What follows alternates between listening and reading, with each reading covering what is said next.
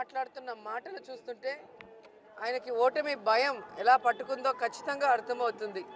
ఆయన ఓటమి భయం కనిపించడానికి మొన్న మాట్లాడిన మాటలే నిదర్శనం.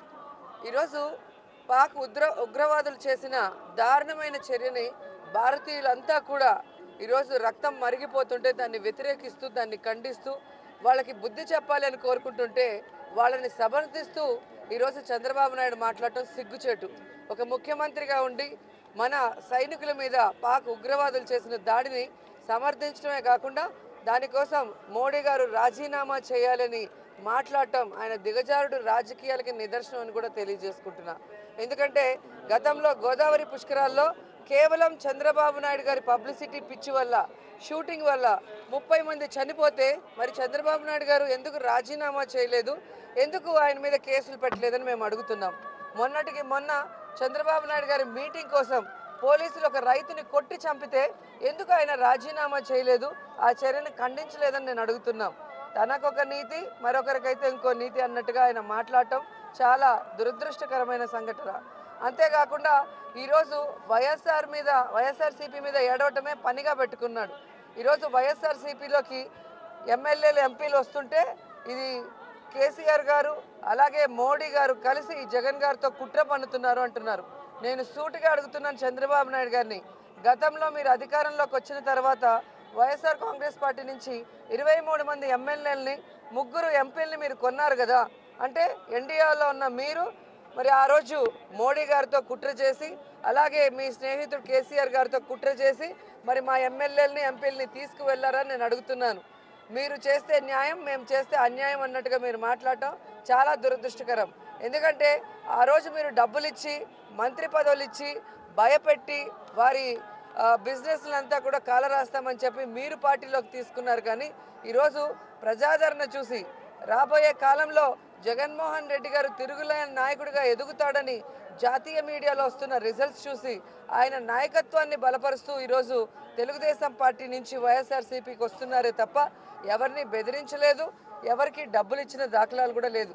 అలా చంద్రబాబు నాయుడు గారు ఆలోచిస్తే ఆయన తెలుసుకోవాల్సింది మోడీ గారు కేసీఆర్ జగన్ గారు కలిసి కుట్ర చేస్తే ఈరోజు తెలుగుదేశం పార్టీలో ఒక ఎమ్మెల్యే ఒక ఎంపీ కూడా ఉండే పరిస్థితి ఉండదు.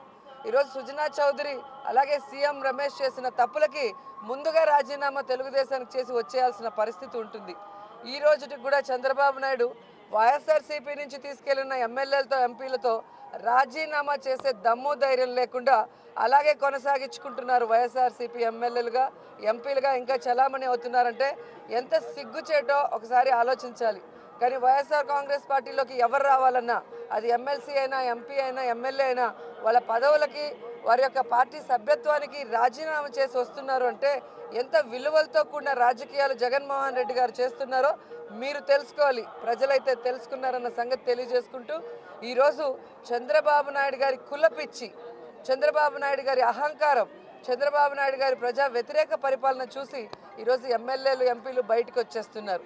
ఈరోజు మీ పార్టీలో ఏ చిన్న పోస్ట్ నుంచి పెద్ద పోస్ట్ కూడా కులపిచ్చితో మీరు ఇస్తున్న విధానం చూసి అన్ని కులాలు కూడా మీకు దూరమై బయటకు వస్తున్నారే తప్ప ఈరోజు ఎవరు వాళ్ళని బెదిరించిన దాఖలాలు లేదని కూడా తెలుసుకుంటూ నిన్నలా మొన్న మీరు చూస్తే చింతమనేని ఎంత అహంకారంగా దళితుల్ని మీకు పదవులు ఎందుకురా పిచ్చినాయల్లారా, పదవులు మేము అనుభవించడానికి ఉన్నాము అని చెప్పి ఎంత దారుణంగా మాట్లాడారో మనం చూస్తున్నాం.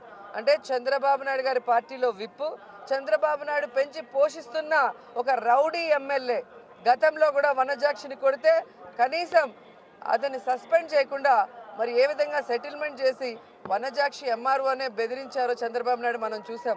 ఆ రోజే కనుక చంద్రబాబు నాయుడు అతన్ని దండించినా పార్టీ నుంచి సస్పెండ్ చేసినా ఈ విధంగా పోలీసుల్ని కానీ ఫారెస్ట్ ఆఫీసర్ని కానీ ఆఖరికి దళితుల్ని కానీ అవమానించి కొట్టే పరిస్థితి ఉండేది కాదు.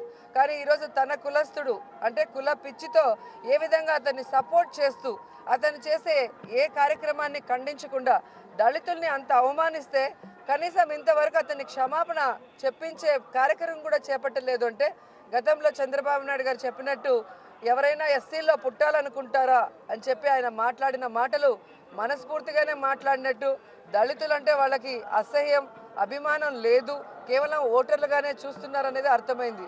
అందుకే ఈరోజు రాష్ట్ర వ్యాప్తంగా దళితులందరూ కూడా మరి ఏ విధంగా అంబేద్కర్ గారికి పాలాభిషేకం చేసి చంద్రబాబు నాయుడు గారు ఆయన పార్టీలో వాళ్ళు దళితుల్ని అవమానిస్తున్న విధానాన్ని ఖండిస్తూ వాళ్ళకి బుద్ధి చెప్పాలని ఎదురు చూస్తున్నారు. అలాగే ఇక్కడ కొండ మీద స్థానికులు చాలామంది కూడా ధర్నాలు చేశారు. సో వాళ్ళ జీవనోపాధి అయిన షాపుల్ని కొట్టేస్తే వారు న్యాయమైన కోరికలు పెట్టడం జరిగింది. సో వాటికి న్యాయం చేయాలి, వారు న్యాయమైన కోరికల్ని కూడా ఈ బోర్డు మరి అనుమతించాలని కోరుకుంటూ మరి 1000 కాళ్ళ మండపం గురించి పోరాడుతున్నాం. దాని మీద మొన్న కూడా కేసు అమరావతిలో దాఖలు చేయడం జరిగింది. ఎందుకంటే అక్కడ మరి స్వయంగా వెంకటేశ్వర స్వామి వచ్చి అందరికీ కూడా మోక్షాన్ని ప్రసాదిస్తారని మనం పురాణాలు చదువుకుంటే మనకు అర్థమవుతుంది.